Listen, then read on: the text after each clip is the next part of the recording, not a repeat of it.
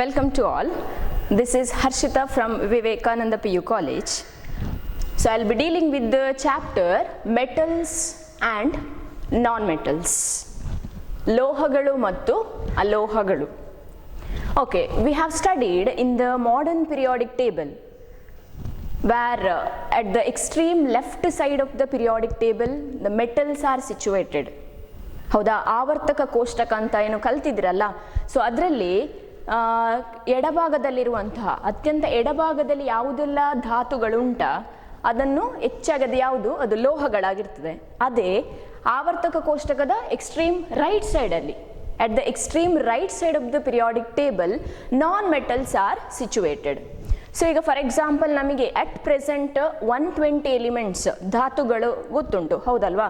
So ಅದರಲ್ಲಿ ಆ 120 ಎಲಿಮೆಂಟ್ಸಲ್ಲಿ 80% ಅಲ್ಲಿ ಇರುವುದು ಯಾವುದು? ಮೆಟಲ್ಸ್, ಲೋಹಗಳಾಗಿರ್ತದೆ. ಉಳಿದದ್ದು ಅಲೋಹಗಳು. ಅದರಲ್ಲಿ ಕೆಲವು ಎಲಿಮೆಂಟ್ಸ್, ಕೆಲವು ಧಾತುಗಳಿಗೆ ಲೋಹದ ಗುಣಗಳು ಕೂಡ ಇರ್ತದೆ, or it exhibit both metallic character as well as non metallic character. ಈಗ ಈ ಲೋಹಗಳು ಮತ್ತು ಅಲೋಹಗಳ ಬಳಕೆ ಎಲ್ಲಿಂದ ಬಂತು ಅಂತ ಈಗ ನಾವು ನಮ್ಮ ಪ್ರೆಸೆಂಟ್ ಈ ಕಾಲವನ್ನು ಯೋಚನೆ ಮಾಡಿದರೆ ಇದಕ್ಕೆ ನಾವು ಏನು ಆದಿ ಮಾನವನ ಕಾಲ ಅಂದರೆ ಶಿಲಾಯುಗ ಅಂತ ಏನು ಕಲ್ತಿದ್ರಲ್ಲ ನಿಮ್ಮ ಸೋಷಿಯಲ್ ಸ್ಟಡೀಸ್ ಇದರಲ್ಲಿ ಉಂಟದು. ಶಿಲಾಯುಗದಲ್ಲಿ ಮಾನವನು ಯೂಸ್ ಮಾಡುತ್ತಿದ್ದಂತಹ ಸಾಧನಗಳಿರ್ಬೋದು. ಈಗ ನಮ್ಮ ಮನೆಯಲ್ಲಿ ನಾವು ಪಾತ್ರೆಗಳನ್ನಾಗಿ ಯಾವುದನ್ನು ಯೂಸ್ ಮಾಡ್ತೇವೆ? ಸ್ಟೀಲ್ ಪಾತ್ರೆಗಳನ್ನು ಯೂಸ್ ಮಾಡ್ತೇವೆ ಹೆಚ್ಚಾಗಿ, ಹೌದಲ್ವಾ? ಸೊ ಸ್ಟೀಲ್ ಪಾತ್ರೆಗಳನ್ನು ಜಾಸ್ತಿ ಯೂಸ್ ಮಾಡೋದು. ಆ ಸ್ಟೀಲ್ ಅಂದ್ರೆ ಏನು? ಅದರಲ್ಲಿ ಇರುವುದೇನು? It as made up of metals. So ಒಂದಕ್ಕಿಂತ ಜಾಸ್ತಿ ಲೋಹಗಳನ್ನು ಮಿಶ್ರಣ ಮಾಡಿರ್ತಾರೆ. ಕೆಲವು ಹಳ್ಳಿಗಳಲ್ಲಿ ಏನು ಮಣ್ಣಿನ ಪಾತ್ರೆಗಳನ್ನು ಈಗ ಕೂಡ ಯೂಸ್ ಮಾಡ್ತಾರೆ, ಆದರೆ ಮೊದಲಿಗೆ ಕಂಪೇರ್ ಮಾಡಿದರೆ ಮಣ್ಣಿನ ಪಾತ್ರೆಗಳನ್ನು ಯೂಸ್ ಮಾಡುವ ಅದರ ಬಳಕೆ ಮಾಡುವಂಥದ್ದು ಕಮ್ಮಿ ಆಗಿದೆ ಈಗ. ಅದೇ ಶಿಲಾಯುಗದಲ್ಲಿ ಮಾನವ ಎಂತ ಮಾಡ್ತಿದ್ದ ಅಂತ ಹೇಳಿದ್ರೆ ಅವನು ಮರದ ತೊಗಟೆ ಯೂಸ್ ಮಾಡಿಕೊಂಡು ಬೇರೆ ಬೇರೆ ಆಯುಧಗಳನ್ನು ಮಾಡ್ತಾ ಇದ್ದ. ಅಂದರೆ ಆವಾಗ ಅವನ ಆಹಾರ ಪದ್ಧತಿ ಏನಾಗಿತ್ತು? ಕಾಡು ಪ್ರಾಣಿಗಳನ್ನು ಬೇಟೆಯಾಡಿ ತಿನ್ನಬೇಕಿತ್ತು. ಸೊ ಅದನ್ನು ಬೇಟೆಯಾಡಬೇಕಿದ್ರೆ ಅವನಿಗೆ ಸಾಧನಗಳು ಬೇಕಿತ್ತು. ಅವನು ಎಲ್ಲಿಂದ ಅದನ್ನು ತಯಾರು ಮಾಡಿದ? ಮರದ ತೊಗಟೆಯನ್ನು ಯೂಸ್ ಮಾಡಿದ. ಆಮೇಲೆ ಏನು ಅಂತ ಹೇಳಿದ್ರೆ ಪಾತ್ರೆಗಳನ್ನು ಕೂಡ ಮರದ ಪಾತ್ರೆಗಳನ್ನು ಯೂಸ್ ಮಾಡ್ತಾ ಇದ್ದ. ಕ್ರಮೇಣ ಏನಾಯಿತು ಅಂತ ಹೇಳಿದ್ರೆ ಅವನು ಒಂದೊಂದೇ ಸಾಧನಗಳೇನು ಮಾಡಿಫೈ ಮಾಡ್ತಾ ಹೋದ, ಹೌದಾ? ಸೊ ಮಾಡಿಫೈ ಮಾಡ್ಕೊಂಡು ಬಂದು ಇವಾಗ ನಾವೇನು ಯೂಸ್ ಮಾಡ್ತಿದ್ದೇವಲ್ಲ ಮನೆಯಲ್ಲಿ, ನೀವು ಯಾವುದೇ ವಸ್ತುಗಳನ್ನು ನೋಡಿ, ನೀವು ಯೂಸ್ ಮಾಡುವ ಟಿ ವಿ ಇರ್ಬೋದು, ಫ್ರಿಡ್ಜ್ ಇರ್ಬೋದು, ಹೌದಾ, ವಾಷಿಂಗ್ ಮೆಷಿನ್ ಇರ್ಬೋದು, ಅಥವಾ ಎಲ್ಲದರಲ್ಲೂ ಮೆಟಲ್ಸ್ ಉಂಟು, ಲೋಹಗಳು ಉಂಟು. ಕಾಯಿನ್ಸ್, ನಾವು ಯೂಸ್ ಮಾಡುವಂಥ coins, it is also made up of metals, mixture of metals ಅಲ್ವಾ? ಸೊ ಹಾಗಾಗಿ ಲೋಹಗಳ ಪ್ರಾಮುಖ್ಯತೆ ನಮ್ಮ ಜೀವನದಲ್ಲಿ ತುಂಬ ಉಂಟು. ಈಗ ನೀವು ಆಟೋಮೊಬೈಲ್ಸ್, ವೆಹಿಕಲ್ಸ್ ನೋಡಿ, ವೆಹಿಕಲ್ಸ್ನ ಎಲ್ಲ ಪಾರ್ಟ್ಗಳನ್ನು ಗಮನಿಸಿದರೆ ಅದರಲ್ಲಿ ಕೂಡ ಲೋಹಗಳುಂಟು ಅಲ್ವಾ? ಆಮೇಲೆ ಪಾತ್ರೆಗಳಲ್ಲಿ ಕೂಡ ಸ್ಟೀಲ್ ಪಾತ್ರೆಗಳನ್ನು ಯೂಸ್ ಮಾಡ್ತೇವೆ, ಅಲ್ಯೂಮಿನಿಯಂ ಪಾತ್ರೆಗಳುಂಟು. ಈಗ ಅಷ್ಟು ಯೂಸ್ ಮಾಡೋದಿಲ್ಲ, ಆದರೂ ಅಲ್ಯೂಮಿನಿಯಂ ಕೂಡ ಲೋಹ. ಹಾಗಾದರೆ ಅಲೋಹಗಳೆಲ್ಲಿ ಉಂಟು? ಅಲೋಹಗಳನ್ನು ಎಲ್ಲಿ ಯೂಸ್ ಮಾಡ್ತೇವೆ? ನಾವು ನೋಡಿ, ನಾವು ಸೇವಿಸುವ ಗಾಳಿ ಇರ್ಬೋದು, ಗಾಳಿ ಅಂತ ಹೇಳಿದ್ರೆ it is a mixture of so many gases like oxygen, nitrogen, ಹೌದಲ್ವಾ? ಸೊ ಅದರಲ್ಲಿ ಆಮ್ಲಜನಕ ಉಂಟು, ಜಲಜನಕ ಉಂಟು, ಸಾರಜನಕ ಉಂಟು, nitrogen, oxygen, hydrogen etcetera. So ಅದೆಲ್ಲ ಅಲೋಹಗಳ ಕ್ಯಾಟಗರಿಗೆ ಬರ್ತದೆ. They are all non metals. Next, ನಾವು ಕುಡಿಯುವಂಥ ನೀರಿರ್ಬೋದು. What is the chemical composition of water? It is H2O, ಹೌದಲ್ವಾ? ನೀರಿನ ಅಣುಸೂತ್ರ ಎಂತ? H2O. ಅದರಲ್ಲಿ ಯಾವುದೆಲ್ಲ ಉಂಟು? H2O ಅಂತ ಹೇಳಿದ್ರೆ it is made up of hydrogen and oxygen, ಜಲಜನಕ, ಆಮ್ಲಜನಕ ಉಂಟು. ಸೊ ಅದೆರಡು ಕೂಡ ಏನು ಅಲೋಹದಲ್ಲಿ ಬರ್ತದೆ. ಇಲ್ಲಿ ಹೈಡ್ರೋಜನಿಗೆ ಒಂದು ಎಕ್ಸೆಪ್ಷನಲ್ ಕೇಸ್ ಉಂಟು, ಅದು ನೆಕ್ಸ್ಟ್ ನಾನು ಹೇಳ್ತೇನೆ. ಸೊ ನಾವೀಗ ಏನು ಅಂದ್ಕೊಳ್ಬೋದು ಅಂತ ಹೇಳಿದ್ರೆ in water there is a presence of hydrogen and oxygen. Both are non-metallic elements. ಎರಡು ಕೂಡ ಅಲೋಹ. ಕಲ್ಲು ಇರ್ಬೋದು, ಸ್ಟೋನ್ಸ್, ರಾಕ್ ಇರ್ಬೋದು, ಅದೆಲ್ಲ ಯಾವ ಕೆಟಗರಿಯಲ್ಲಿ ಬರ್ತದೆ? ಅದೆಲ್ಲ ಕೂಡ ಅಲೋಹಗಳು, ಹೌದಾ? They are all non metals. So ನಮ್ಮ ಡೇ ಟು ಡೇ ಲೈಫಲ್ಲಿ, ಡೇ ಟು ಡೇ ಆಕ್ಟಿವಿಟೀಸಲ್ಲಿ ಆ ಕಡೆ ಮೆಟಲ್ಸ್ ಕೂಡ ಬೇಕು, ಲೋಹಗಳ ಕೂಡ ಅಗತ್ಯತೆ ಉಂಟು, ಅಲೋಹಗಳ ಕೂಡ ಅಗತ್ಯತೆ ಕೂಡ ಅಷ್ಟೇ ಉಂಟು. ಆದರೆ ನಂಬರಲ್ಲಿ ಹೇಳೋದಾದರೆ when compared to non metals ಅಥವಾ ಲೋಹಗಳಿಗೆ ಕಂಪೇರ್ ಮಾಡಿದರೆ ಆ ಲೋಹಗಳ ನಂಬರ್ ಸ್ವಲ್ಪ ಕಮ್ಮಿ. ಮೆಟಲ್ಸ್ 80%ಅಲ್ಲಿದ್ದರೆ ಉಳಿದದ್ದು ನಾನ್ ಮೆಟಲ್ಸ್ ಆಗಿರುತ್ತದೆ. Okay,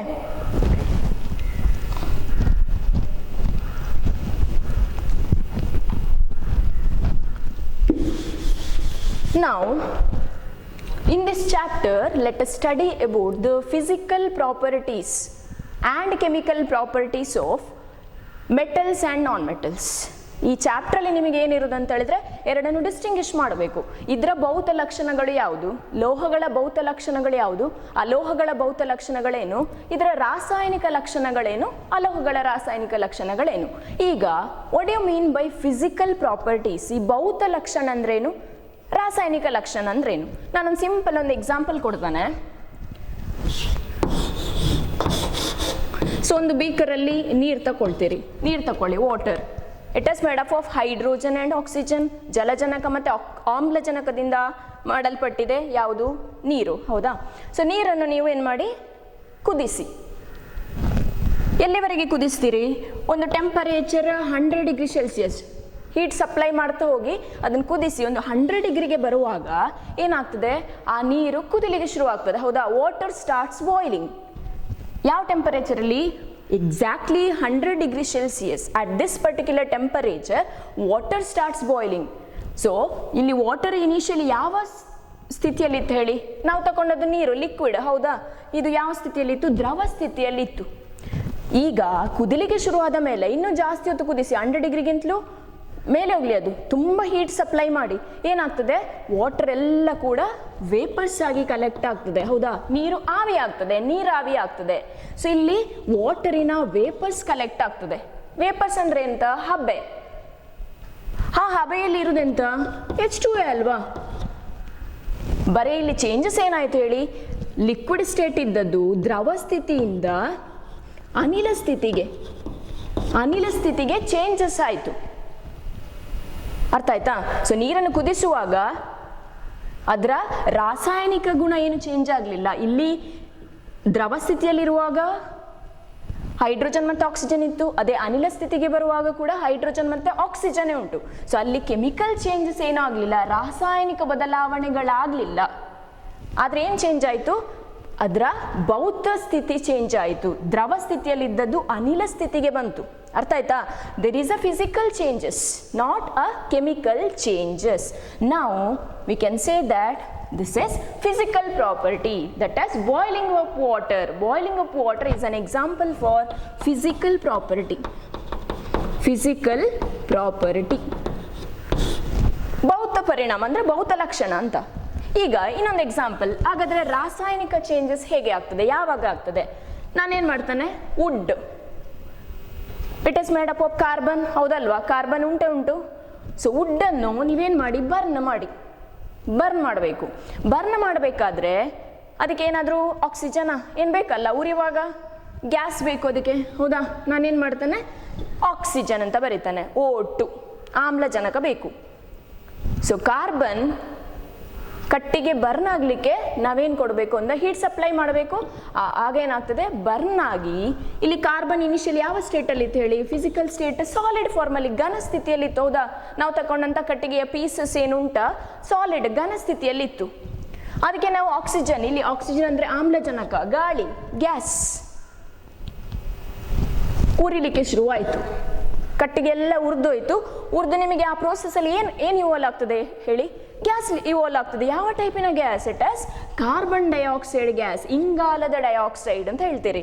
so carbon dioxide gas release ಆಗ್ತದೆ. ಒಟ್ಟಿಗೆ ಏನು ಸಿಗ್ತದೆ? ಬೂದಿ ಸಿಗ್ತದೆ, ನಿಮಗೆ ಆ್ಯಶ್ ಸಿಗ್ತದೆ, ಹೌದಾ? ಇದೆಲ್ಲ ಬರ್ನ್ ಆದ್ದು ಏನು ಸಬ್ಸ್ಟೆನ್ಸ್ ಸಿಗ್ತದಲ್ಲ, ಮತ್ತೆ ಅದೇನು? ಸಾಲಿಡ್ ಸಬ್ಸ್ಟೆನ್ಸ್, ಇಲ್ಲಿ ರೆಸಿಡ್ಯೂ, ಹೌದಲ್ವಾ? ಸೊ ಇಲ್ಲಿ ಗ್ಯಾಸ್, ಇಲ್ಲಿ ಏನಾಯ್ತು ಹೇಳಿ? ಸಬ್ಸ್ಟೆನ್ಸ್, ಘನ ಸ್ಥಿತಿಯಲ್ಲಿದ್ದಂಥದ್ದು ಯಾವುದೋ ಇನ್ನೊಂದು ಸಬ್ಸ್ಟೆನ್ಸ್ ಆಯಿತು. ಇಲ್ಲಿ ಆಕ್ಸಿಜನ್ ಇದ್ದದ್ದು ಕಾರ್ಬನ್ ಡೈಆಕ್ಸೈಡ್ ಗ್ಯಾಸ್ ಆಗಿ ಕನ್ವರ್ಟ್ ಆಯಿತು. ಸೊ ಅಲ್ಲಿ ಕೆಮಿಕಲ್ ಚೇಂಜಸ್ ಆಯಿತು, ರಾಸಾಯನಿಕ ಬದಲಾವಣೆಗಳಾಯಿತು. ಸೊ ಇದೆಲ್ಲ ಯಾವುದರಲ್ಲಿ ಬರ್ತದೆ? ರಾಸಾಯನಿಕ ಲಕ್ಷಣಗಳು. ಸೊ ನಾವು ಈ ಚಾಪ್ಟರ್ ಏನು ಸ್ಟಡಿ ಮಾಡಬೇಕಂತ ಹೇಳಿದ್ರೆ ಫಿಸಿಕಲ್ ಪ್ರಾಪರ್ಟೀಸನ್ನು ಸ್ಟಡಿ ಮಾಡಬೇಕು, ಕೆಮಿಕಲ್ ಪ್ರಾಪರ್ಟೀಸ್ ಕೂಡ ಸ್ಟಡಿ ಮಾಡಬೇಕು. ನಾವು ಫಿಸಿಕಲ್ ಪ್ರಾಪರ್ಟೀಸ್ ಅಂತ ಹೇಳಿದ್ರೆ ಮೆಟಲ್ಸ್ ಅಥವಾ ಲೋಹಗಳು ನೋಡಲಿಕ್ಕೆ ಹೇಗಿರ್ತದೆ, ಅದಕ್ಕೆ ಕಲರ್ ಉಂಟಾ ಅಥವಾ ಅದಕ್ಕೆ ಸಾಫ್ಟ್ ನೇಚರ್ ಉಂಟಾ ಅಥವಾ ಹಾರ್ಡ್ನೆಸ್ ಉಂಟಾ, ಸೊ ಅದೆಲ್ಲ ಯಾವುದರಲ್ಲಿ ಬರ್ತದೆ, ಭೌತ ಲಕ್ಷಣಗಳಲ್ಲಿ ಬರ್ತದೆ. Okay, now let us study physical properties of metals. Physical properties of metals ಅಥವಾ ಭೌತ ಲಕ್ಷಣಗಳು.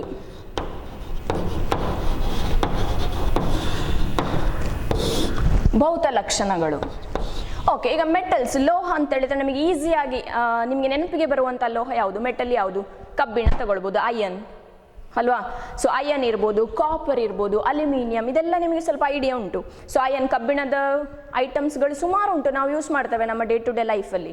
ತಾಮ್ರದ ಪಾತ್ರೆಗಳು ಈಗಷ್ಟು ಇರಲಿಕ್ಕಿಲ್ಲ, ಆದರೆ ಮೊದಲಿನ ನಿಮ್ಮ ಮನೇಲಿ ಇದ್ದರೆ ತಾಮ್ರದ ಪಾತ್ರೆಗಳು ಇರ್ತದೆ. ಅಲ್ಯೂಮಿನಿಯಂ ಫಾಯಿಲ್ಸ್ ಅಂತ ಇರ್ತದೆ. ಈ ಕೆಲವು ಈ ಬೇಕರಿ ಐಟಮ್ಸ್ಗಳನ್ನೆಲ್ಲ ತರುವಾಗ ಅದರಲ್ಲಿ ಅಲ್ಯೂಮಿನಿಯಮಿನಿಂದ ರ್ಯಾಪ್ ಮಾಡಿರ್ತಾರೆ, ಹೌದಾ, ಅದರ wrappers. So it is made up of what, aluminium. So ಅದೆಲ್ಲ ಯಾವುದರಲ್ಲಿ ಬರ್ತದೆ, ಲೋಹಗಳಲ್ಲಿ ಬರ್ತದೆ. ಈಗ ಕಬ್ಬಿಣವನ್ನು ತಗೊಳ್ಳಿ, ಕಬ್ಬಿಣ ನೋಡಲಿಕ್ಕೆ ಹೇಗುಂಟು ಅಥವಾ ಅಲ್ಯೂಮಿನಿಯಂ ಹೇಗುಂಟು. ಫಾರ್ ಎಕ್ಸಾಂಪಲ್ ಗೋಲ್ಡ್, ಚಿನ್ನ, ಬೆಳ್ಳಿ, ಅದಕ್ಕೆ ಕಲರ್ ಉಂಟಾ ಇಲ್ವಾ, ಅಥವಾ ಒಂದು ಶೈನಿಂಗ್ ನೇಚರ್ ಉಂಟಾ ಇಲ್ವಾ. ಎಸ್, ಸೊ ಚಿನ್ನ ಅಥವಾ ಬೆಳ್ಳಿ ಇರ್ಬೋದು, ಕಬ್ಬಿಣ ಇರ್ಬೋದು, ಅದಕ್ಕೆ ಹೊಳಪಿದೆ, ಹೌದಾ. ಲೋಹಗಳಿಗೆ ಹೊಳಪು ಅನ್ನುವಂಥದ್ದಿದೆ.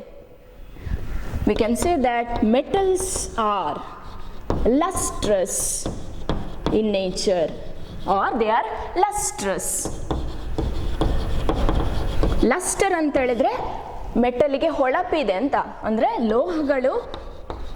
ಲೋಹಗಳ ಮೇಲ್ಮೈ ಹೊಳಪನ್ನು ಹೊಂದಿದೆ, ಲೋಹಗಳಿಗೆ ಹೊಳಪಿದೆ. ಇದನ್ನು ಲೋಹೀಯ ಕಾಂತ ಅಂತ ಹೇಳ್ತಾರೆ, ಲೋಹೀಯ ಕಾಂತ. ಅರ್ಥ ಆಯ್ತಾ. ದ ಫಸ್ಟ್ ಫಿಸಿಕಲ್ ಪ್ರಾಪರ್ಟಿ, ಭೌತ ಲಕ್ಷಣ, ಮೊದಲನೇದು ಯಾವುದು ಹೇಳಬಹುದು, ಲೋಹಗಳಿಗೆ ಹೊಳಪಿದೆ, ಇದನ್ನು ಲೋಹೀಯ ಕಾಂತ ಅಂತ ಹೇಳ್ತಾರೆ. ಅಥವಾ metals are lustrous in nature. Clear. Okay, next physical property, next ಭೌತ ಲಕ್ಷಣ ಯಾವುದು. ಒಂದು ಕಬ್ಬಿಣದ ರಾಡ್ ತಗೊಳ್ಳಿ, ಅದನ್ನು ಮುಟ್ಟಿ, ವೆದರ್ ಇಟ್ ಇಸ್ ಹಾರ್ಡ್ ಅಥವಾ ಸ್ಮೂತ್ ಆಗಿ ಉಂಟಾ. Yes, it is hard in nature. So generally all the metals are hard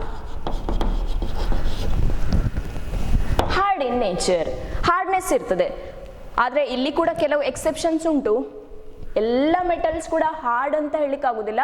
for example sodium ಅಂತ ಕೇಳಿರ್ಬೋದು, ಸೋಡಿಯಂ ಮೆಟಲ್, ಪೊಟ್ಯಾಷಿಯಂ ಅಂತ ಬರ್ತದೆ. ಸೊ ಅದು ಕೂಡ ಲೋಹಗಳಲ್ಲೇ ಬರ್ತದೆ, ಆದರೆ ಅವುಗಳು ಹಾರ್ಡ್ ಅಲ್ಲ. ನಾವೊಂದು ನೈಫ್ ತಗೊಂಡ್ರೆ ಸೋಡಿಯಂ ಪೀಸನ್ನು ಕಟ್ ಮಾಡಲಿಕ್ಕೆ ಬರ್ತದೆ. ಅರ್ಥ ಆಯ್ತಾ. ಸೊ ಅದು ಎಕ್ಸೆಪ್ಷನಲ್ ಕೇಸ್. ಆದರೆ ಇನ್ ಜನರಲ್ ಆಗಿ ನಾವು ಹೇಳುವಾಗ ಏನು ಹೇಳ್ಬೋದು, metals are hard in nature, ಅಂದರೆ ಲೋಹಗಳು ಕಠಿಣವಾಗಿರ್ತದೆ ಅಂತ. ಲೋಹಗಳು ಕಠಿಣವಾಗಿರುತ್ತದೆ.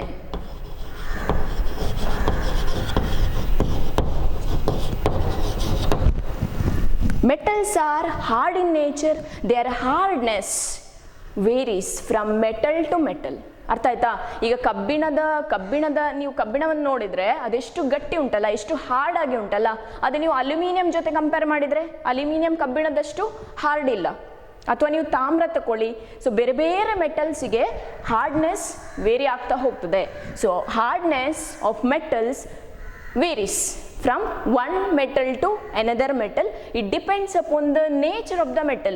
ಅದು ಯಾವ ಟೈಪಿನ ಮೆಟಲ್ ಅದರ ಮೇಲೆ ಡಿಪೆಂಡ್ ಆಗ್ತದೆ.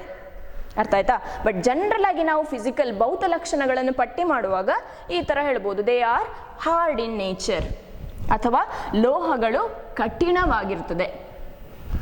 ಓಕೆ, ನೆಕ್ಸ್ಟ್ ಯಾವುದು ಭೌತ ಲಕ್ಷಣಗಳು ಯಾವುದು.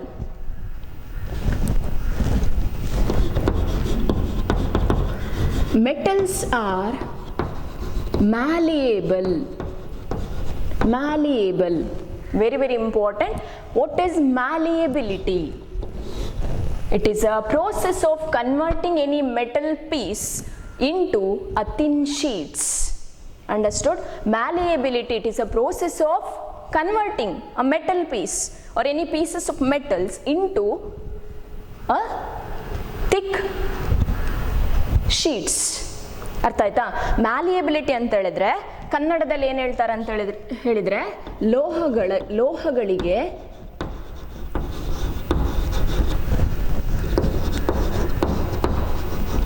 ಕುಟ್ಯತೆ ಅನ್ನೋ ಗುಣ ಇದೆ. ಕುಟ್ಯತೆ ಅಂದರೆ ಏನು ಅಂತ ಹೇಳಿದ್ರೆ ಈ ನಾವು ಮೆಟಲ್ ಪೀಸ್ ಏನುಂಟ ಅದನ್ನು ನಾವು ಕನ್ವರ್ಟ್ ಮಾಡ್ಬೋದು, ತೆಳು ಪದರ ಅಂದರೆ ತೆಳು ಶೀಟ್ ಆಗಿ ಕನ್ವರ್ಟ್ ಮಾಡಲಿಕ್ಕೆ ಬರ್ತದೆ. ಅರ್ಥ ಆಯ್ತಾ? ಈಗ ಕಬ್ಬಿಣ ತಗೊಳ್ಳಿ, ಕಬ್ಬಿಣ ಬೇಡ, ಫಾರ್ ಎಕ್ಸಾಂಪಲ್ ಚಿನ್ನ, ಗೋಲ್ಡ್ ಆ್ಯಂಡ್ ಸಿಲ್ವರ್. ನಾವು ಯೂಸ್ ಮಾಡುವ ಈ ಜ್ಯುವೆಲ್ರಿ ಐಟಮ್ಸ್ಗಳೆಲ್ಲ ಯಾವುದರಲ್ಲಿ ಉಂಟು ನನಗೆ ಗೊತ್ತುಂಟು ನಿಮಗೆ, ಹೌದಾ? ಅದೇ ಆ ಚಿನ್ನವನ್ನು ಏನು ತೆಳು ಪದರಗಳನ್ನಾಗಿ ಕೂಡ ಮಾಡಲಿಕ್ಕೆ ಬರ್ತದೆ, ತೆಳುವಾದ ಹಾಳೆಯನ್ನಾಗಿ ಕನ್ವರ್ಟ್ ಮಾಡಲಿಕ್ಕೆ ಆಗ್ತದೆ. ಅದನ್ನು ಸರಿಯಾಗಿ ಕುಟ್ಟಿ, ಅರ್ಥ ಆಯ್ತಾ, ತೆಳುವಾದ ಪದರಗಳನ್ನಾಗಿ ಮಾಡಲಿಕ್ಕೆ ಬರ್ತದೆ. ಸೊ ಆ ಪ್ರೋಸೆಸ್ಸಿಗೆ ಕುಟ್ಯತೆ ಅಂತ ಹೇಳ್ತಾರೆ. ಇಂಪಾರ್ಟೆಂಟ್ ಟರ್ಮ್ ಇದು. ಸೊ ಲೋಹಗಳ ಭೌತ ಲಕ್ಷಣ, ಲೋಹಗಳಿಗೆ ಕುಟ್ಯತೆ ಅನ್ನುವಂಥ ಗುಣ ಇದೆ. ಅಥವಾ metals are malleable, they are malleable in nature. Malleability means it is a conversion or a process of converting a metal piece into a thin sheets. One thing you remember, gold and silver, they are the most malleable metals. ಚಿನ್ನ ಮತ್ತು ಬೆಳ್ಳಿಗೆ ಅತ್ಯಂತ ಹೆಚ್ಚು ಕುಟ್ಯತೆ ಎನ್ನುವಂಥ ಗುಣ ಇದೆ. ಅಂದರೆ ಅವು ಬೇರೆ ಲೋಹಗಳಿಗೆ ಕಂಪೇರ್ ಮಾಡಿದರೆ ಚಿನ್ನ ಮತ್ತು ಬೆಳ್ಳಿಯನ್ನು ನಾವು ಈಸಿಯಾಗಿ ಏನು ಮಾಡ್ಬೋದು, ಅದನ್ನು ತೆಳುವಾದ ಹಾಳೆಗಳನ್ನಾಗಿ ಮಾಡಲಿಕ್ಕೆ ಬರ್ತದೆ.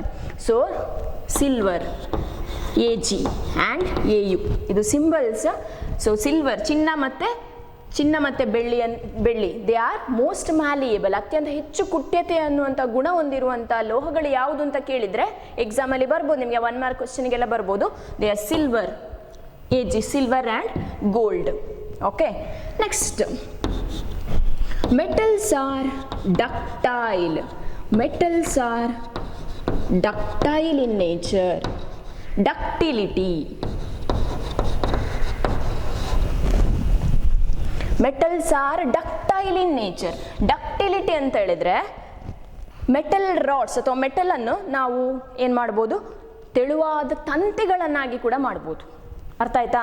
So ductility, it is a process of converting a metal piece into thin wires. So ductility ಅಥವಾ ಲೋಹಗಳು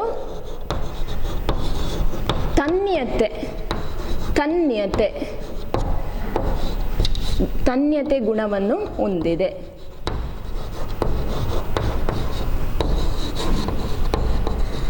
ತನ್ಯತೆ ಅಂತ ಹೇಳಿದ್ರೆ, ತನ್ಯತೆ ಎಂದರೇನು 1 ಮಾರ್ಕಿಗೆಲ್ಲ ಬರ್ಬೋದು. ಇಲ್ಲಿ ಕೂಡ ತನ್ಯತೆ ಅಂದರೆ ಮೆಟಲ್ ಲೋಹಗಳನ್ನು ಏನು ತಂತಿಗಳನ್ನಾಗಿ, ಉದ್ದವಾದ ತಂತಿಗಳನ್ನಾಗಿ ಮಾಡುವಂತಹ ಕ್ರಿಯೆಗೆ ತನ್ಯತೆ ಅಂತ ಹೇಳ್ತಾರೆ.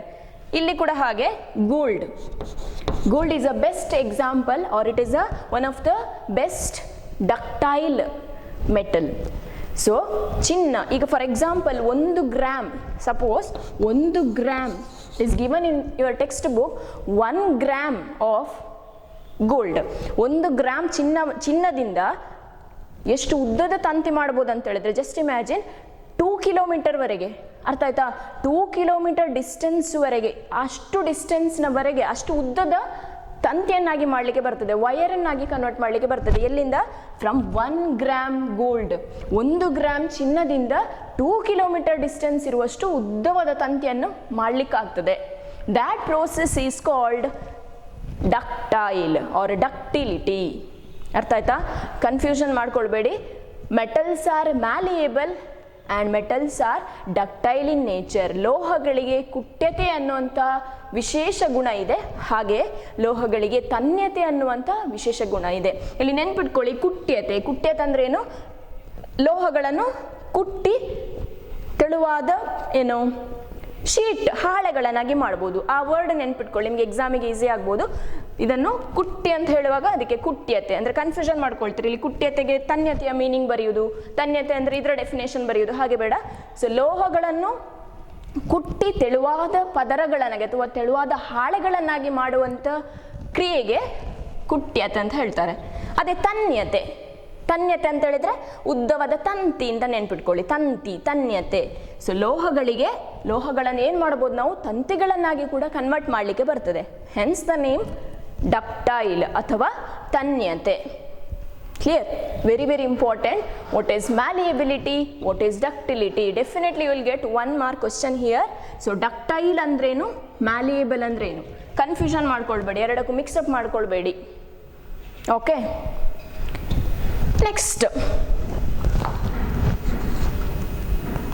Next physical property. ನೆಕ್ಸ್ಟ್ ಭೌತ ಲಕ್ಷಣ ಏನು ಲೋಹಗಳದ್ದು ನೋಡಿದ್ರೆ, metals are good conductors. Metals are good conductors of heat and electricity. Metals are good conductors of heat and electricity. ಅಥವಾ ಲೋಹಗಳು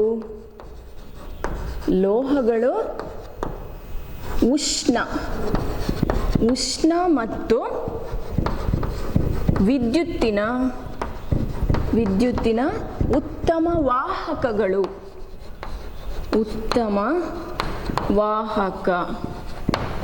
ವಾಹಕಗಳು.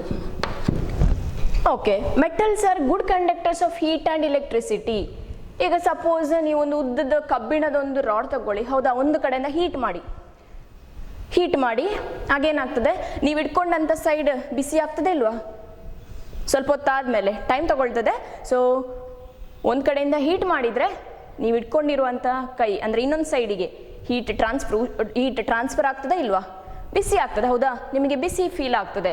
ದಟ್ ಮೀನ್ಸ್ ಅಂದರೆ ಲೋಹಗಳ ಮೂಲಕ ಆ ಹೀಟ್ ಏನು ಅದು it will transfer from one end to another end of the metal. So they are the good conductors of heat.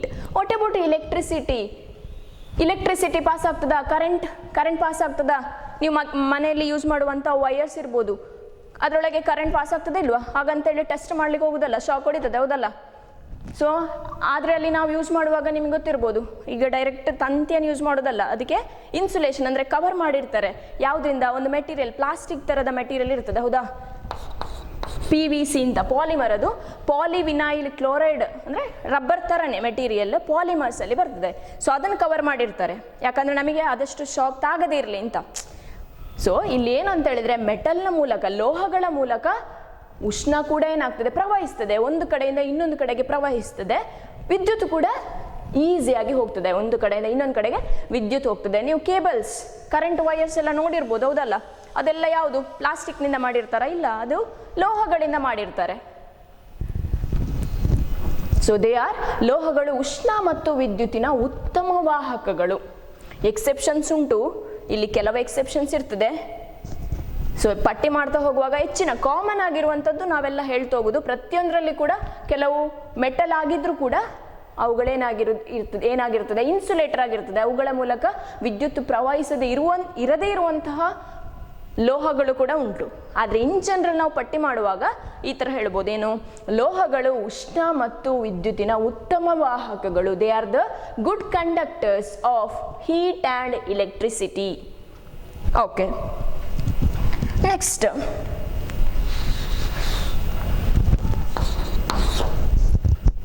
metals have high melting point. Melting point ಅಂದರೆ ಲೋಹಗಳು ಅತಿ ಹೆಚ್ಚಿನ ಕರಗುವ ಬಿಂದು.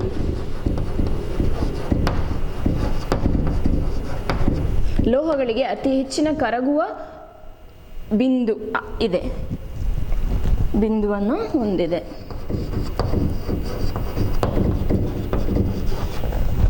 So what is melting point? Melting point ಅಂದ್ರೆ ಏನು? Melt ಆಗುವಂಥ temperature ಅಂದರೆ the temperature at which solid substance gets converts into a liquid state.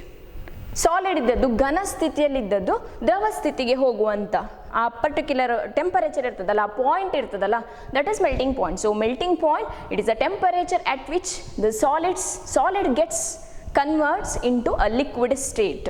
ಅಥವಾ ಲೋಹಗಳು ಅತಿ ಹೆಚ್ಚಿನ ಕರಗುವ ಬಿಂದು, ಮೆಲ್ಟಿಂಗ್ ಪಾಯಿಂಟ್ಗೆ ಕನ್ನಡದಲ್ಲಿ ಕರಗುವ ಬಿಂದು ಅಂತ ಹೇಳ್ತಾರೆ.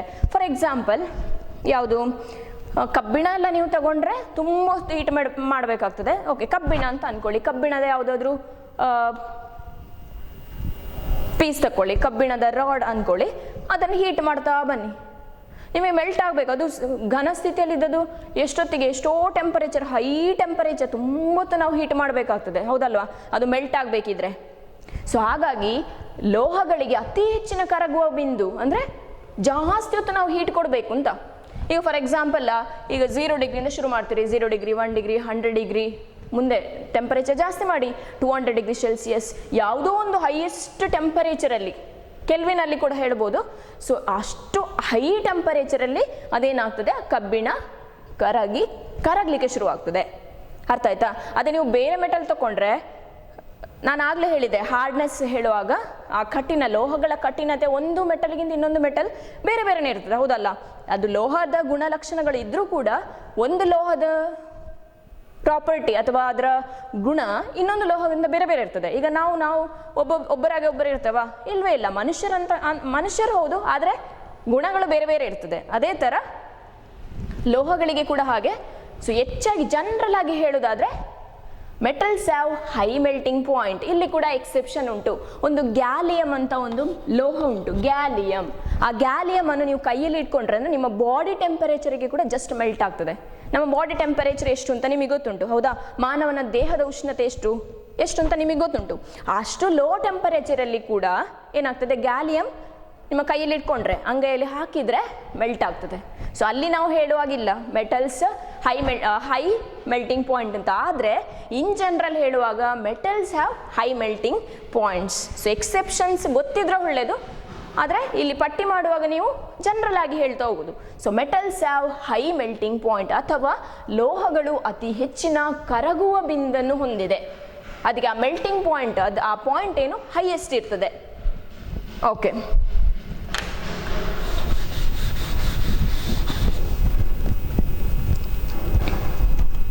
ಸೊ ಭೌತ ಲಕ್ಷಣಗಳಲ್ಲಿ ಲೋಹದ ಭೌತ ಲಕ್ಷಣಗಳು, metals are lustrous in nature, ಹೌದಾ? ಅದಕ್ಕೆ ಶೈನ್ ಆಗುವಂತಹ ಅಥವಾ ಶೈನಿಂಗ್ ನೇಚರ್ ಇರ್ತದೆ, ಹೊಳಿತದೆ. ಅದು ಲೋಹಗಳಿಗೆ ಹೊಳಪಿದೆ, ಅದನ್ನೇನು ಹೇಳ್ತಾರೆ, ಲೋಹೀಯ ಕಾಂತ ಅಂತ ಹೇಳ್ತಾರೆ. Hardness, metals are generally hard in nature. Their hardness depends from metal to metal, ಅಥವಾ ಲೋಹಗಳು ಕಠಿಣವಾಗಿರ್ತದೆ. ಕೆಲವು ಮೆಟಲ್ಸ್ ಅನ್ನು ಬಿಟ್ಟರೆ, ಫಾರ್ ಎಕ್ಸಾಂಪಲ್ ಸೋಡಿಯಂ ಅಂತ ಕೆಲವು ಎಕ್ಸೆಪ್ಷನ್ಸ್ ಉಂಟು. ಕೆಲವು ಲೋಹಗಳು ಇವನ್ ಮೃದುವಾಗಿರ್ತದೆ, ಆದರೆ ಹೆಚ್ಚಿನ ಎಲ್ಲ ಲೋಹಗಳು ಹಾರ್ಡ್ ಆಗಿರ್ತದೆ. They are very very hard. Metals are malleable, malleable ಅಂತ ಹೇಳಿದ್ರೆ ಏನು ಮಾಡೋದು, ಥಿನ್ ಶೀಟ್ಸ್ ಆಗಿ ಕನ್ವರ್ಟ್ ಮಾಡೋದು, ಥಿನ್ ಶೀಟ್ ಆಗಿ ಪ್ರಿಪೇರ್ ಮಾಡೋದು. ಯಾವುದು? ಲೋಹಗಳನ್ನು ತೆಳುವಾದ ಹಾಳೆಗಳನ್ನಾಗಿ ಮಾಡುವಂಥ ಪ್ರೋಸೆಸ್ ಕುಟ್ಯತೆ. ಕನ್ನಡದಲ್ಲಿ ಇದನ್ನು ಕುಟ್ಯತೆ ಅಂತ ಹೇಳ್ತಾರೆ, ಇಂಗ್ಲೀಷಲ್ಲಿ ಆದರೆ metals are malleable. And metals are ductile ಅಂತ ಹೇಳಿದ್ರೆ ಏನು, ಕನ್ನಡದಲ್ಲಿ ಏನು ಹೇಳ್ತಾರೆ, ತನ್ಯತೆ ಅಂತ ಹೇಳ್ತಾರೆ, ಅಂದರೆ ತಂತಿಯನ್ನಾಗಿ ಮಾಡುವಂಥದ್ದು. ಸೊ ಚಿನ್ನಕ್ಕೆ ಜಾಸ್ತಿ ತನ್ಯತೆ ಇರುವಂತಹ ಗುಣ ಉಂಟು, ತನ್ಯತೆ ಜಾಸ್ತಿ ಇರ್ತದೆ ಈ ಮೆಟಲಿಗೆ. Okay, next metals are good conductors of heat and electricity. ಅಂದರೆ ಲೋಹಗಳ ಮೂಲಕ ಅತ್ಯಂತ ಬೇಗ ವಿದ್ಯುತ್ ಪ್ರವಹಿಸ್ಬೋದು, ಅಥವಾ ಉಷ್ಣ ಕೂಡ ಏನಾಗ್ತದೆ ಒಂದು ಕಡೆ ಇನ್ನೊಂದು ಕಡೆ ಈಸಿಯಾಗಿ ಹೋಗ್ತದೆ. ಯಾಕೆ ಈಸಿಯಾಗಿ ಹೋಗ್ತದೆ? ಮೆಟಲ್ಸಲ್ಲಿ ಏನಿರ್ತದೆ, ಫ್ರೀ ಇಲೆಕ್ಟ್ರಾನ್ಸ್ ಉಂಟು. ಇಲೆಕ್ಟ್ರಾನ್ಸ್ ಕಲ್ತಿದ್ದೀರಿ ನೀವು, ಹೌದಲ್ಲ? ಸೊ ಇಲೆಕ್ಟ್ರಾನ್ಸ್ ಫ್ಲೋ ಇರ್ತದೆ. ವಿದ್ಯುತ್ ಹರಿಯುವುದು ಹೇಗೆ? ವಿದ್ಯುತ್ ಹರಿಯಬೇಕಂತ ಹೇಳಿದ್ರೆ ಇಲೆಕ್ಟ್ರಾನ್ಸ್ ಫ್ಲೋ ಆಗಬೇಕು, ಹೌದಾ? ಇಲೆಕ್ಟ್ರಾನ್ಸ್ ಅಂತ ಹೇಳಿದ್ರೆ ಅದಕ್ಕೊಂದು ಚಾರ್ಜ್ ಉಂಟು, ನೆಗೆಟಿವ್ ಚಾರ್ಜ್ ಇರ್ತದೆ. ಆ ಪಾರ್ಟಿಕಲ್ಸ್, ನೆಗೆಟಿವ್ ಚಾರ್ಜ್ ಇರುವಂತಹ ಪಾರ್ಟಿಕಲ್ಸ್ ಏನಾಗಬೇಕು, ರ್ಯಾಂಡಮ್ ಆಗಿ ಮೂವ್ ಆಗಬೇಕು, ಅದು ಹರಿತಾ ಇರಬೇಕು, ಫ್ರೀ ಇಲೆಕ್ಟ್ರಾನ್ಸ್ ಇರಬೇಕು. ಎಲ್ಲ ಸಬ್ಸ್ಟೆನ್ಸಲ್ಲಿ, ಅದು ಅಲೋಹ ಇರ್ಬೋದು, ಲೋಹ ಇರ್ಬೋದು, ಎಲ್ಲದರಲ್ಲೂ ಕೂಡ ಇಲೆಕ್ಟ್ರಾನ್ಸ್ ಇರ್ತದೆ. ಆದರೆ ನಮಗೆ ಫ್ರೀ ಇಲೆಕ್ಟ್ರಾನ್ಸ್, ಎಲ್ಲ ಇಲೆಕ್ಟ್ರಾನ್ಸ್ ಕೂಡ ವಿದ್ಯುತ್ತನ್ನು ಇದು ಮಾಡುತ್ತದೆ ಅಂತಲ್ಲ. ಅರ್ಥ ಆಯ್ತು? ಅದು ನೆಕ್ಸ್ಟ್ ನಿಮಗೆ ಮುಂದೆ ಬರುವ ಕ್ಲಾಸಸ್ಸಲ್ಲಿ ಹೇಳ್ತೇನೆ ನಾನು. ಸೊ ಜನರಲ್ ಆಗಿ ಅಲ್ಲಿ ಇಲೆಕ್ಟ್ರಾನ್ಸ್ ಇದ್ದರೆ flow of electrons produce or generates electricity. So ಲೋಹಗಳು ಉಷ್ಣ ಮತ್ತು ವಿದ್ಯುತ್ತಿನ ಉತ್ತಮ ವಾಹಕ. Okay, next metals have high melting point. Melting point ಜಾಸ್ತಿ ಇರ್ತದೆ ಮೆಟಲ್ಸಿಗೆ. ಓಕೆ, ಈಗ ಇದನ್ನೇ ನಾವು ಅಲೋಹಗಳಿಗೆ ಹೇಳ್ತಾ ಬರುವ ಅಲೋಹಗಳನ್ನು ಇಲ್ಲೇ ಕಂಪೇರ್ ಮಾಡ್ಕೊಂಡು ಬರ್ಬೋದು, ಹೌದಾ? So what are the physical properties of non metals? Non metals ಹೇಗಿರ್ತದೆ? ನಾನ್ ಮೆಟಲ್ಸ್, ಸೊ ಫಸ್ಟ್ಗೆ ನಾನು ಇಲ್ಲಿ ಏನು ಬರ್ದೇನೆ, ಮೆಟಲ್ಸ್ ಆರ್ ಲಸ್ಟ್ರಸ್. ಹಾಗಾದರೆ ನಾನ್ ಮೆಟಲ್ ಅಂದರೆ ಯಾವುದು? ನಾನ್ ಮೆಟಲಿಗೆ ಎಕ್ಸಾಂಪಲ್ ಹೇಳ್ಬೋದಾ? ಅಲೋಹಗಳಿಗೆ ಎಕ್ಸಾಂಪಲ್ ಹೇಳ್ಬೋದಾ? ಕಾರ್ಬನ್. ಕಾರ್ಬನ್, ಸೊ ಕಾರ್ಬನ್ ಎಲ್ಲೆಲ್ಲಿ ಉಂಟು? ಎಲ್ಲ ಕಡೆಯಲ್ಲಿ ಕಾರ್ಬನ್ ಉಂಟು.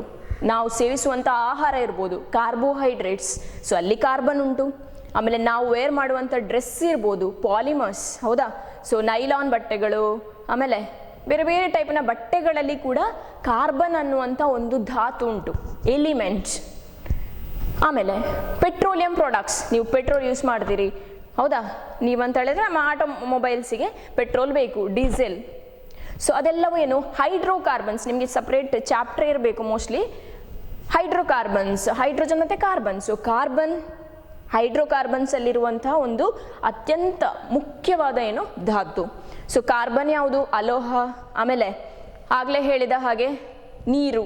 ನೀರು ಅಂತ ಹೇಳಿದ್ರೆ H2O, ಅಲ್ಲಿ ಆಮ್ಲಜನಕ. ಆಕ್ಸಿಜನ್ ಅಂತ ಹೇಳಿದ್ರೆ ಆಮ್ಲಜನಕ, ಅದು ಕೂಡ ಏನೋ ಅಲೋಹ. ಅದು ಬೇರೆ ಅಯೋಡಿನ್ ಇರ್ಬೋದು, ಅಯೋಡಿನ್ ಅಂತೂ ಕೇಳಿರ್ತೀರಿ. ಆಮೇಲೆ ಸಿಲಿಕಾನ್ ಕೇಳಿರ್ತೀರಿ, ಮರಳು, ಹೌದಾ? ಮರಳಲ್ಲಿ ಸ್ಯಾಂಡ್, ಸ್ಯಾಂಡಲ್ಲಿ ಇರುವುದು ಯಾವುದು? ಸಿಲಿಕಾನ್. ಸಿಲಿಕಾನ್ ಅಂದರೆ ಇಟ್ ಇಸ್ ನಾನ್ ಮೆಟಲ್, ಅದು ಲೋಹ ಅಲ್ಲ. ಆದರೆ ಅಲ್ಲಿ ಎಕ್ಸೆಪ್ಷನ್ ಬರ್ತದೆ, ಕೆಲವು ಮೆಟಾಲಿಕ್ ಪ್ರಾಪರ್ಟೀಸ್ ಕೂಡ ಇರ್ತದೆ ಅದಕ್ಕೆ. ಅರ್ಥ ಆಯ್ತಲ್ಲ? ಆಮೇಲೆ ನೈಟ್ರೋಜನ್ ಇರ್ಬೋದು, ಸಾರಜನಕ ಇರ್ಬೋದು. ನೆಕ್ಸ್ಟ್ ಬೋರಾನ್ ಅಂತ ಕೇಳಿರ್ತೀರಿ, ಹೌದಲ್ವಾ? ಸಾರಜನಕ, ಜಲಜನಕ, ನಿಯಾನ್, ಆರ್ಗಾನ್ ಎಲ್ಲವೂ ಕೂಡ ಯಾವುದರಲ್ಲಿ ಬರ್ತದೆ? ಅಲೋಹಗಳಲ್ಲಿ ಬರ್ತದೆ. ಹಾಗಾದರೆ ಅಲೋಹಗಳಿಗೆ ಹೊಳಪುಂಟ? ಅಲೋಹಗಳ ಮೇಲ್ಮೈಗೆ ಆ ಲೋಹೀಯ ಕಾಂತ ಉಂಟ? ಆದರೆ ನಾವೇನು ಹೇಳ್ಬೋದು ಅಂತ ಹೇಳಿದ್ರೆ, ನಾನ್ metals are they are dull in colour. ಅವುಗಳಿಗೆ ಹೊಳಪಿಲ್ಲ. ಆದರೆ ಎಕ್ಸೆಪ್ಷನ್ಸ್, ಅಯೋಡಿನ್ ತಗೊಂಡ್ರೆ ಅಯೋಡಿನ್ಗೆ ಹೊಳಪುಂಟು, ಅದಕ್ಕೆ ಶೈನಿಂಗ್ ನೇಚರ್ ಉಂಟು, ಅದು ಎಕ್ಸೆಪ್ಷನ್. ಸೊ ಇನ್ ಜನರಲ್ ನಾವು ಪಟ್ಟಿ ಮಾಡ್ತಾ ಹೋಗುವಾಗ ನಾನ್ ಮೆಟಲ್ಸ್ ಆರ್ ಡಲ್, ಅಥವಾ ಏನು ಹೇಳ್ಬೋದು, ಡಲ್ ಅಂತ ಬರೆದ್ರೆ ಆಯಿತು. ನಿಮಗಿಲ್ಲ, ಇದು ನಿಮ್ಮ ಟೆಕ್ಸ್ಟ್ ಬುಕ್ಕಲ್ಲಿ ಪಟ್ಟಿ ಮಾಡಲಿಕ್ಕಿಲ್ಲ, ಬಟ್ ಗೊತ್ತಿರಲಿ, ನಾನ್ ಮೆಟಲ್ಸ್ ಅಥವಾ ಅಲೋಹಗಳು ಡಲ್ ಆಗಿರ್ತದೆ, ಅಷ್ಟು ಹೊಳಪಿನ ಮೇಲ್ಮೈಯನ್ನು ಹೊಂದಿಲ್ಲ. Okay, next hard. ಇಲ್ಲಿ ಮೆಟಲ್ಸ್ ಹಾರ್ಡ್, ಕಠಿಣವಾಗಿರ್ತದೆ ಅಂತ ಹೇಳಿದಿರಲ್ಲ. ಅಲೋಹಗಳು ಇಷ್ಟು ಕಠಿಣವಾಗಿರುವುದಿಲ್ಲ, they are soft in nature. ಅರ್ಥ ಆಯ್ತಾ? ಈಗ ಕಾರ್ಬನ್ ನಾನು ಅಲೋಹಗಳಿಗೆ ಎಕ್ಸಾಂಪಲ್ ಕೊಟ್ಟೆ. ಕಾರ್ಬನ್ ಇವನ್ ವುಡ್ಡಲ್ಲಿ ಉಂಟು. ಸೊ ಅದು ನಿಮ್ಮ ಕಬ್ಬಿಣದಷ್ಟು ಕಠಿಣ ಉಂಟಾ? ಹಾರ್ಡ್ ಉಂಟಾ? ಇಲ್ಲ ಅಲ್ಲ. ಸೊ ಅಥವಾ ಡೈಮಂಡ್, ಅದು ಎಕ್ಸೆಪ್ಷನ್. ಡೈಮಂಡ್ ಯೂಸ್ ಮಾಡಿ ಉಂಟಾ ನಿಮ್ಮ ಹತ್ರ ಡೈಮಂಡ್? ನೋಡಿ. ಸೊ ಡೈಮಂಡಲ್ಲಿ ಇರೋದು ಯಾವುದು? ಕಾರ್ಬನ್ ಅಲ್ವಾ? ಕಾರ್ಬನ್ ಅಂದರೆ ಅಲೋಹ ಅಲ್ವಾ? ಸೊ ಆದರೆ ಡೈಮಂಡ್ ಮಾತ್ರ ಸಾಫ್ಟ್ ಅಂತ ಹೇಳಬೇಡಿ. ಯಾಕೆ? One of the hardest natural substance is diamond. ಗೊತ್ತಿರಲಿ ನಿಮಗೆ. So diamond is an exception. ಅದರಲ್ಲಿ ಇರೋದು ಕಾರ್ಬನ್, ಅಲೋಹ ಆದರೂ ಕೂಡ ಅದು ಸಾಫ್ಟ್ ಅಲ್ಲ. ಅರ್ಥ ಆಯ್ತಾ? ಆ ಡೈಮಂಡನ್ನು ಯಾವುದಕ್ಕೆಲ್ಲ ಬ್ರೇಕ್ ಮಾಡಲಿಕ್ಕೆಲ್ಲ ಅಂದರೆ ಈ ಗ್ಲಾಸನ್ನೆಲ್ಲ ಕಟ್ ಮಾಡಲಿಕ್ಕೆ ಕೂಡ ಡೈಮಂಡನ್ನು ಯೂಸ್ ಮಾಡ್ತಾರೆ. ಅದನ್ನು ಅಬ್ರೆಸಿವ್ ಅಂತ ಹೇಳ್ತಾರೆ. ಸೊ ಅದು ಹಾರ್ಡೆಸ್ಟ್ ಸಬ್ಸ್ಟೆನ್ಸ್, ಅದೊಂದು ಎಕ್ಸೆಪ್ಷನ್, ಗೊತ್ತಿದ್ರೆ ಒಳ್ಳೆಯದು. ಆದರೆ ಇನ್ ಜನರಲ್ ನಾವು ಪಟ್ಟಿ ಮಾಡ್ತಾ ಹೋಗುವಾಗ ಅಲೋಹಗಳೇನೋ ಅವುಗಳು ಮೃದುವಾಗಿರ್ತದೆ. ಅರ್ಥ ಆಯ್ತಾ? They are not hard, they are soft in nature. Okay, next whether non metals are malleable and ductile. ಅಲೋಹಗಳಿಗೆ ಕುಟ್ಯತೆ ಮತ್ತು ತನ್ಯತೆ ಗುಣ ಉಂಟಾ? ಇಲ್ಲ. Non metals are neither malleable nor ductile. ಕೆಲವು ಎಕ್ಸೆಪ್ಷನ್ಸ್ ಬರ್ತದೆ. ಸೊ ಇನ್ ಜನರಲ್ ಹೇಳ್ತಾ ಹೋಗುವಾಗ ನಾವು ಮೆಟಲ್ಸ್ ಒಟ್ಟಿಗೆ ಲೋಹಗಳಿಗೆ ಕಂಪೇರ್ ಮಾಡುವಾಗ non metals are neither malleable nor ductile. Okay, next metals are good conductors of heat and electricity. ಹಾಗಾದ್ರೆ ಅಲೋಹಗಳು they are bad conductors of heat and electricity. Okay, they are the bad conductors. ಯಾವುದು? ಅಲೋಹಗಳು ಉಷ್ಣದ, ಹೀಗೆ ಬರಿಬೋದು, ಅಲೋಹಗಳು ಉಷ್ಣ ಮತ್ತು ವಿದ್ಯುತ್ತಿನ ದುರ್ಬಲ ವಾಹಕಗಳು. ಅರ್ಥ ಆಯ್ತಾ? ಸೊ ಅಷ್ಟು ಏನು ಹೀಟ್ ಒಂದು ಕಡೆಯಿಂದ ಇನ್ನೊಂದು ಕಡೆಗೆ ಟ್ರಾನ್ಸ್ಫರ್ ಆಗುವುದಿಲ್ಲ. ಇಲ್ಲಿ ಕೂಡ ಎಕ್ಸೆಪ್ಷನ್ ಉಂಟು. ನಾನು ಆಗಲೇ ಹೇಳಿದ ಹಾಗೆ ಕಾರ್ಬನ್ ಅದು ಅಲೋಹ, ಅದರ ಬಹುರೂಪ ಯಾವುದು? ಬಹುರೂಪತೆ ಒಂದು ಡೈಮಂಡ್, ಗ್ರಾಫೈಟ್ ಅಂತ ಉಂಟು. ಹೌದಾ? Diamond it is a bad conductor of electricity. ಇಲೆಕ್ಟ್ರಿಸಿಟಿಯನ್ನು ಜನರೇಟ್ ಮಾಡೋದಿಲ್ಲ. ಆದರೆ ಗ್ರಾಫೈಟ್ ಏನುಂಟಾ ಅದು ಕೂಡ ಅಲೋಹವೇ, ಆದರೆ it conducts electricity. So exceptions ಎಲ್ಲ ಕಡೆಯಲ್ಲಿ ಉಂಟು, ನಿಮಗೆ ಗೊತ್ತಿದ್ರೆ ಇನ್ನೂ ಒಳ್ಳೆಯದು. ಸೊ ಜನರಲ್ ಆಗಿ ನೀವು ಪಟ್ಟಿ ಮಾಡ್ತಾ ಹೋಗುವಾಗ ಹೇಗೆ ಬರಿಬೇಕು? ನಾನ್ ಮೆಟಲ್ಸ್ ಅಥವಾ ಅಲೋಹಗಳು ಉಷ್ಣ ಮತ್ತು ವಿದ್ಯುತ್ತಿನ ದುರ್ಬಲ ವಾಹಕಗಳು. Okay okay, next metals have high melting point. ಅದರ ಉಲ್ಟ, ಮೆಟಲ್ಗೆ ಅತಿ ಹೆಚ್ಚಿನ ಕರಗುವ ಬಿಂದು ಉಂಟು ಲೋಹಗಳಿಗೆ, ಅದೇ ಅಲೋಹಗಳಿಗಾದರೆ ಕರಗುವ ಬಿಂದು ಕಮ್ಮಿ ಇರ್ತದೆ. ಅದು ಸಾಫ್ಟ್ ಅಲ್ವಾ? ಸಾಫ್ಟ್ ಅಂತ ಆಲ್ರೆಡಿ ಹೇಳಿ ಆಗಿದೆ. ಸಾಫ್ಟ್ ಅಂತ ಹೇಳಿದ್ರೆ ಏನರ್ಥ? ಯಾಕೆ ಅದು ಸಾಫ್ಟ್? ಈಗ ಹಾರ್ಡ್ ಅಂತ ಹೇಳಿದ್ರೆ ಅರ್ಥ ಎಂತ? ಕಬ್ಬಿಣ ಅಂತ ಹೇಳಿದ್ರೆ ಅದು ಹಾರ್ಡ್ ಅಂತ ಹೇಳಿದ್ರೆ ಅಲ್ಲಿ ಕಬ್ಬಿಣದ ಸಬ್ಸ್ಟೆನ್ಸ್ ತಗೊಂಡ್ರೆ, ರಾಡ್ ತಗೊಂಡ್ರೆ ಅಲ್ಲಿ ಇರೋದು ಯಾವುದು? ಅದರ ಒಳಗಡೆ ಎಲ್ಲ ಕಬ್ಬಿಣದ ಆಟಮ್ಸ್ ಎಲ್ಲ ಇರೋದು. ಕಬ್ಬಿಣದ ಆಟಮ್ಗಳ ಮಧ್ಯೆ ಅಂದರೆ ಕಬ್ಬಿಣದ ಕಣ ಅಂತ ಹೇಳ್ತೇವೆ ನಾವು. ಸೊ ಅದರ ಮಿಡ್ಲಲ್ಲಿ ಎಲ್ಲ ಸ್ಟ್ರಾಂಗ್ ಬಾಂಡ್ ಇರ್ತದೆ, ಒಂದು ರಾಸಾಯನಿಕ ಬಂಧ ಅಂತ ಇರ್ತದೆ. ಅದನ್ನು ಬ್ರೇಕ್ ಮಾಡಬೇಕಾದ್ರೆ, ಅದನ್ನು ಏನು ದ್ರವ ಸ್ಥಿತಿಗೆ ತರಬೇಕಾದ್ರೆ ಆ ಬಾಂಡನ್ನು ಬ್ರೇಕ್ ಮಾಡಬೇಕು. ಆ ಬಂಧವನ್ನು ನಾವೇನು ಮಾಡಬೇಕು? ಬ್ರೇಕ್ ಮಾಡಬೇಕು. ಬ್ರೇಕ್ ಮಾಡಬೇಕಾದ್ರೆ ಹೀಟ್ ಕೊಡಬೇಕಲ್ಲ, ಅದು ಜಾಸ್ತಿ ಕೊಡಬೇಕು. ಯಾವುದರಲ್ಲಿ? ಲೋಹಗಳಿಗೆ. ಆದರೆ ಇಲ್ಲಿ ಅಲೋಹಗಳು ಸಾಫ್ಟ್ ಅಂತ ಆಲ್ರೆಡಿ ಹೇಳಿ ಆಗಿದೆ. ಸಾಫ್ಟ್ ಅಂತ ಹೇಳಿದ್ರೆ ಅದರ ಮಿಡ್ಲಲ್ಲಿ ಬಾಂಡ್ ಅಷ್ಟು ಅಷ್ಟು ಸ್ಟ್ರಾಂಗ್ ಇಲ್ಲ, ವೀಕ್ ಬಾಂಡ್. ಸೊ ನಾವು ಸ್ವಲ್ಪ ಹೀಟ್ ಕೊಟ್ಟ ಕೂಡಲೇ, ಸ್ವಲ್ಪ ಹೀಟ್ ಸಪ್ಲೈ ಮಾಡಿದ ಕೂಡಲೇ ಅದೇನಾಗ್ತದೆ? ಬ್ರೇಕ್ ಆಗ್ತದೆ, ಬೇಗ ಬ್ರೇಕ್ ಆಗ್ತದೆ. ಆದ ಕಾರಣ non metals have low melting points. Okay, so this is about physical properties of metals and non-metals.